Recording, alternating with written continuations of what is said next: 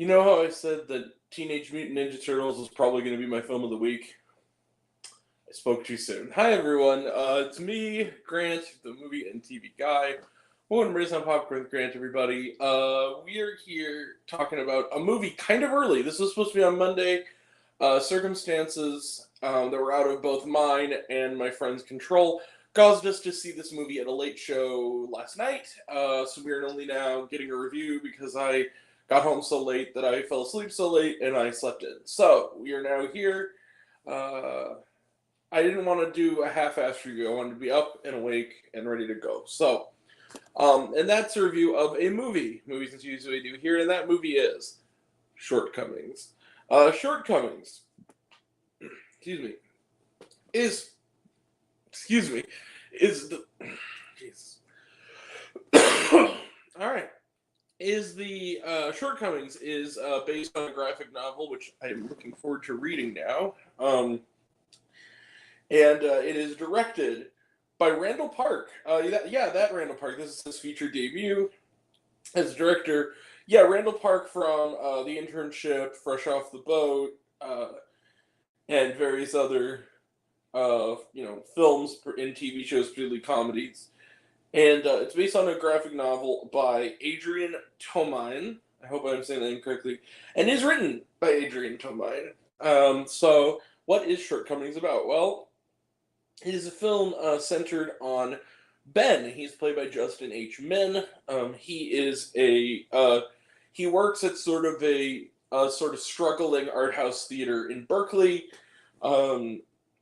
When we meet him in this story, he and his girlfriend Miko, played by Ali Mackey, are going to see a movie that is like the hot new film right now. That I believe, unless I missed something, I believe Miko was a producer on. That is, I'm not even gonna sugarcoat it. It's not even a parody. It's a shot-for-shot recreation with a little bit of a tongue-in-cheek of Crazy Rich Asians. It is straight up with Stephanie Hsu and Ronnie Chang in the lead roles. This is where we understand who Ben is. He didn't like it, and he's the first to tell his girlfriend that he didn't like it in the most pretentious, asshole-ish way possible. And the fact that it is a mainstream film for Asian representation makes him all the more frustrated. He and his girlfriend, Miko, don't exactly get along anymore. And because Ben, you see, has shortcomings, as the title would suggest. He's a little bit of a pretentious dick. He doesn't really, he's not really warm or kind to anyone. He kind of is cynical and pretentious, and also is openly, while in a relationship, watches porn. But that's not why she's upset. She's upset because he only ever seems to want to watch white girls having sex. Never any Asian girls, just white girls.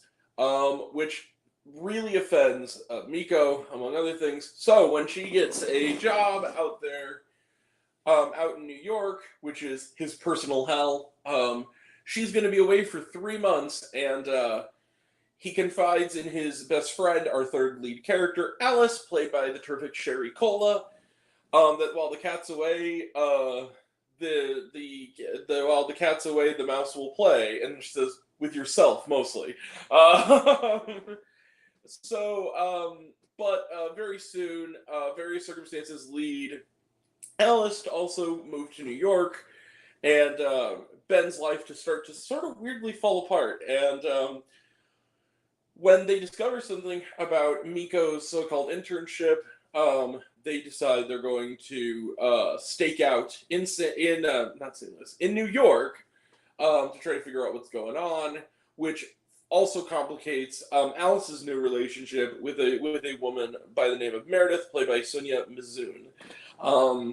It's going to be a very cringy kind of comedy, and there's going to be a lot of shenanigans. So let those shenanigans begin. So Shortcomings is, as you probably could guess from that, there's not much of a plot to this movie. Now, let me put it this way. This movie premiered at the Sundance Film Festival this year. It is now playing in select theaters, although at least a couple hundred. I only had to go about a half hour away to see this. And I loved Shortcomings, and what I love this movie. And what I loved about this movie is all three of the main characters are kind of assholes, but at the same time, this kind of does something kind of amazing, where they're assholes, and they admit that they're assholes, and the movie still finds a way to make them interesting enough to watch for 90 minutes. This is a movie that, I also didn't really mention this, but there's also another sort of running subplot in which, while she's gone, before the initial plan to go to New York, and that's not a spoiler, that happens around the midpoint of the movie. There is a succession of women that he dates that are blonde-haired, blue-eyed white women, or dirty blonde-haired, blue-eyed white women. Among them are played by Tabby Gevinson, who is like this performance artist named Autumn, who does weird stuff like a strange metal throat singing kind of thing with a nude backup dancer, who is also her roommate and also very rarely wears clothes even around the house.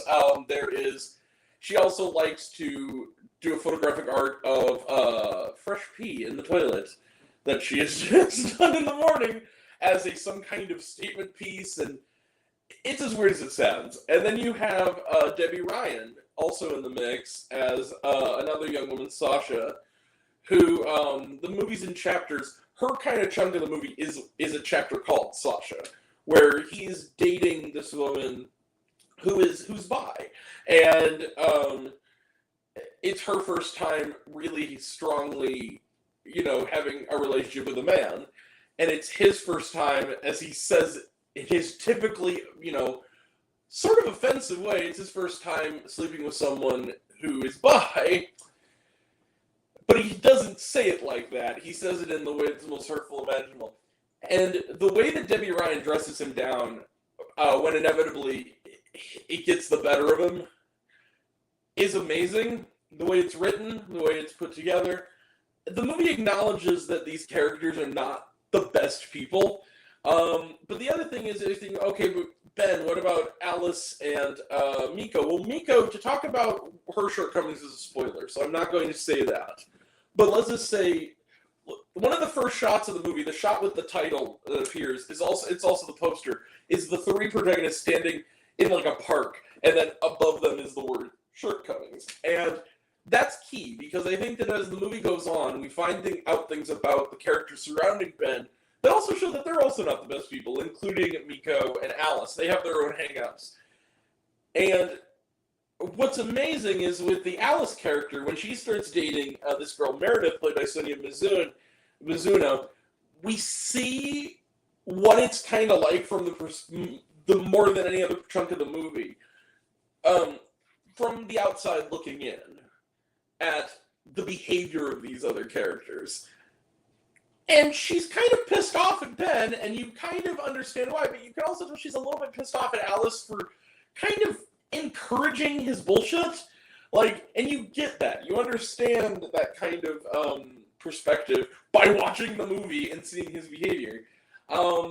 This is one of those comedies. Shortcomings is kind of something special. It's one of those comedies that it's not going to be for everyone, because it is one of those comedies where you laugh and then it kind of sticks in your throat. And you kind of feel like, ooh, and you kind of squirm a little bit.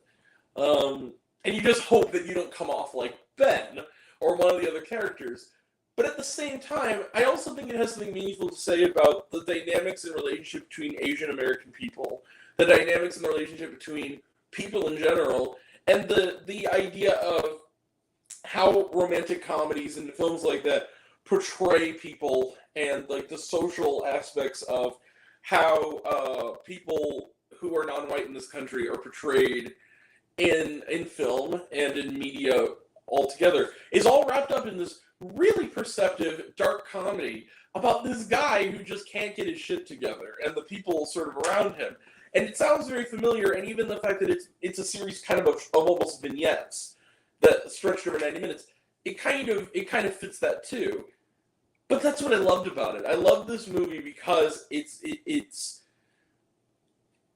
has really, really interesting characters. But even though they're unlikable, and even though the humor comes from a cringy place, it's also kind of comforting. And I'll say it like this: the friend I went to see this with, the journey to get to this movie was pretty damn harrowing. We had to drive. We hit a flat. We almost didn't make it. In fact, there's some trailers we missed. I'm just gonna be real. We caught the last couple. Thank God. We didn't miss any of the movie. But we got there. We were kind of bolting into the AMC in Creve Coeur. So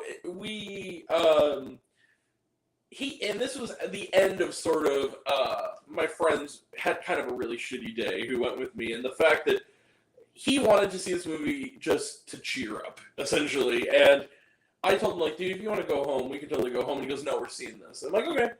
No, we're going to go see this movie. I'm like, okay, we're going to go see this movie. He also really liked it. And it kind of turned his day around. It made him happy. He kind of liked seeing something that is kind of light on its feet while at the same time being somewhat dark in its sense of humor. Yeah, I love this movie. I also liked the theater a lot we went to. I don't think I've ever been to this theater, but it was a really nice setup. Heated seats and everything. It was really nice. Yeah, I love Shortcomings. It was wonderful. It was a wonderful little film. It was nice kind of seeing. It's been a while since I've gotten out of a movie kind of at like midnight. Except the second time I saw Barbie. But like that I'm reviewing, where I got home and it was like 1 a.m. after seeing a movie. It's been a while since I've kind of had that experience. But yeah, I love this film. I love the characters, even when I also kind of hated the characters. And I really, especially the editing choices that Randall Park makes, I really look forward to seeing what he does next as a director. He's always been a really terrific comic actor. I really cannot wait to see what he does next as a director. Also, I would be remiss to point this out. One of the people in the movie who's sort of a supporting character is Jacob Batalon from the Spider-Man films. He makes a Spider-Man joke. Very, very, very clever little meta joke about Spider-Man. All right. But yeah, Shortcomings is fantastic. I also really want to read the graphic novel now. I want to see how it compares to this. So yeah, Shortcomings. It's not gonna be for everyone, but it was certainly for me. I'm gonna give it. Yeah, you see it. Bang! 5 out of 5 stars plus for Shortcomings. I absolutely adored this movie. And it's not always an easy movie to adore, but man, it's well done. It's very smart, it's very funny, and the 3 leads, and the supporting cast, but especially the 3 leads, really, Justin H. Min, Ally Mackey, and Sherry Cola, all of them deserve to be movie stars. They're terrific here. Loved all of them. Sherry Cola also was in Joyride, which I absolutely loved too, and she was also terrific in that. Yeah, Shortcomings is a gem. If it's near you, go look for it. Even if you have to sort of seek it out, it's worth it. It's a fantastic film. All right. So yeah, Shortcomings gets 5 out of 5 stars, plus this goes the book on it. Trailer trash. And this is a sort of abridged trailer trash. They also started the trailers like 10 minutes before the start time. We were informed by the only other 2 people in the theater. Yeah, please go see this movie. So the trailers we caught, and it's Bob Marley, One Love. We got kind of the tail end of it. Talked about it before though. It looks good.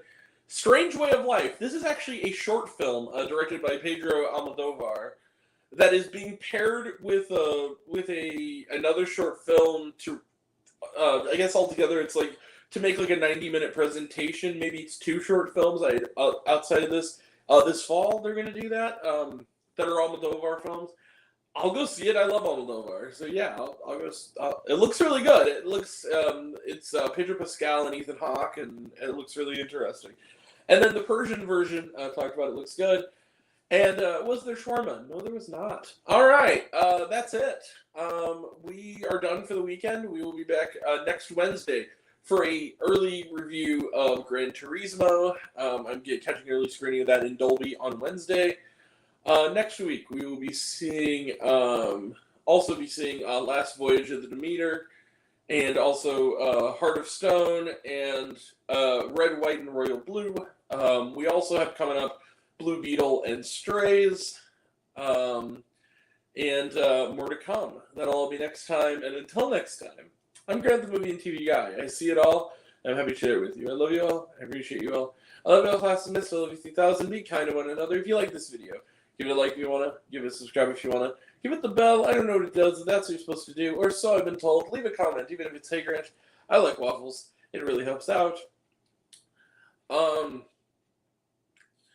If you want to also reviews, lists, and other fun stuff, you can check me out on letterboxd.com at RaisinPopcornWithGrant. Twitter, I'm at RaisinGrant. You can find me on Facebook, RaisinPopcornWithGrant. Serialized, all one word, all lowercase, Raisin Popcorn. Instagram and Threads at RaisinPopcornWithGrant. Check out my podcast, Raisin Popcorn with Grant podcast on Spotify and Anchor. Some of you already have it. Even if you haven't, take care of yourself, take care of your mental health. It's incredibly important, and I want to know down below, what did you think of Shortcomings? Did you like the movie? Did you hate the movie? Do you think my opinion is good? Think I'm full of shit? Comment below, let me know. And until we meet again, we're all raised on popcorn. Make mine with extra butter. I'll catch you guys next time. Take care, everyone. Bye. Sorry. But no, okay, bye.